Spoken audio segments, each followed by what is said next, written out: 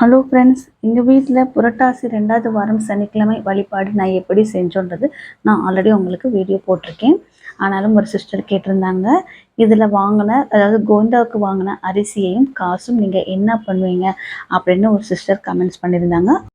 Sister, இப்போ வாங்கிட்டு வந்த அரிசியை நீங்கள் அன்றைய நாள்லேயே உங்களால் சமைச்சு 4 பேருக்கு சாப்பாடு போட முடியும்னா அன்றைய நாள்லேயே நீங்கள் செய்யலாம். அல்லது எ சமைக்க முடியலை, அன்றைய நாளில் நீங்கள் வாங்கிட்டு வந்தது சமைக்க முடியலை அப்படின்னா நீங்கள் அடுத்த வாரம் சனிக்கிழமை அந்த மாதிரி நீங்கள் யூஸ் பண்ணிக்கலாம். அந்த மாதிரி அடுத்த வாரம் சனிக்கிழமை யூஸ் பண்ணும்போது சுவாமிக்கு படைச்சிட்டு அதுக்கப்புறம் நீங்கள் சாப்பிட்டுக்கலாம்.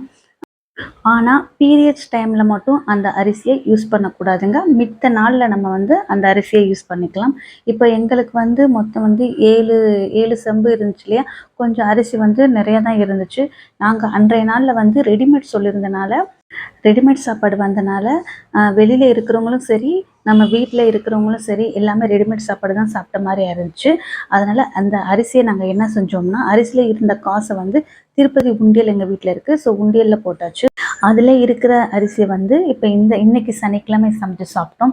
மிச்சம் இருந்துச்சுன்னா அடுத்த வாரம் சனிக்கிழமை நாங்கள் சமைச்சு சாப்பிடுவோம். ஆனால் ஒன்றுங்க, பீரியட்ஸ் டைமில் மட்டும் இந்த அரிசியை நம்ம எடுக்க வேணாம்.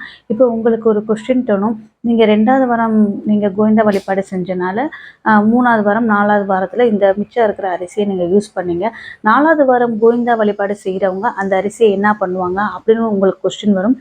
ஐப்பசி மாதத்தில் நீங்கள் நான்வெஜ் எடுக்காத நேரத்தில் இந்த அரிசியை வச்சு நீங்கள் சாப்பாடு செஞ்சு சாப்பிடலாம். பீரியட்ஸ் இல்லாதப்போ நீங்கள் எடுத்து சாப்பிடலாங்க. அவ்வளோதாங்க. புரட்டாசி மாதம் மட்டும் ஏன் சனிக்கிழமைன்னு சொல்கிறேன்னா, இது சனிக்கிழமை கோவிந்தா கேட்டு நம்ம வாங்கிட்டு வந்த அரிசி இல்லையா, அதனால புரட்டாசி சனிக்கிழமையில் இந்த அரிசியை வச்சு நம்ம மிச்சம் இருக்கிற அரிசியை சமைச்சு கடவுளுக்கு சாப்பாடு வச்சுட்டு அதுக்கப்புறம் நம்ம சாப்பிட்றது ரொம்ப நல்லது. புரட்டாசி மாதம் தானே சனிக்கிழமை பெருமாள் வழிபாடு செய்வாங்க. அதுக்காக புரட்டாசி மாதத்தில் மட்டும் இந்த வர்ற சனிக்கிழமையில் நம்ம சமைச்சு ஒவ்வொரு வாரமும் நம்ம கடவுளுக்கு படையல் போட்ட மாதிரி ஆயிரும் இல்லையா, அதுக்காக புரட்டாசி மாதம் மட்டும் இந்த அரிசி சனிக்கிழமை சமைக்கலாம் அப்படின்னு சொல்கிறது. ஆனால் 4வது வாரம் நீங்கள் கோவிந்தா வழிபாடு செய்கிறவங்களுக்கு வேறு ஆப்ஷன் இல்லை. அரிசி மிச்சம் இருந்தால் ஐப்பசி மாதம் நான்வெஜ் எடுக்காத நேரத்தில் நீங்கள் சமைச்சு சாப்பிடலாம். நான் சொன்னது இது வரைக்கும் உங்களுக்கு புரிஞ்சிருக்கும்னு நினைக்கிறேன். இது ஏதாவது டவுட் இருந்துச்சுன்னா கமெண்ட்ஸ் பண்ணுங்கள். வீடியோ பிடிச்சிருந்தா மறக்காமல் ஒரு லைக் பண்ணுங்கள்.